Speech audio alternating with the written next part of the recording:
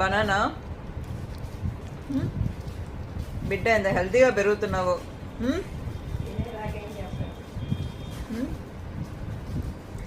నీ అందరికి నువ్వు ఒలుచుకుని తినటం కూడా వచ్చిందరా. దేనిలైనా నువ్వు పీగచ్చిరా. నువ్వు తోపవై. ఓయ్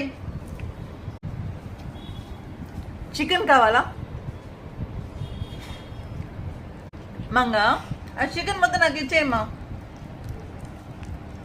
ఇది ఓన్లీ ఫ్రూట్స్ అంట. ఇవాళ శనివారం అరా, ఉపవాసమా? మంగళవారం రా బాబు, మర్చిపోయి ఇవాళ ఫ్రూట్స్ మీద దండయాత్ర చేస్తున్నావు.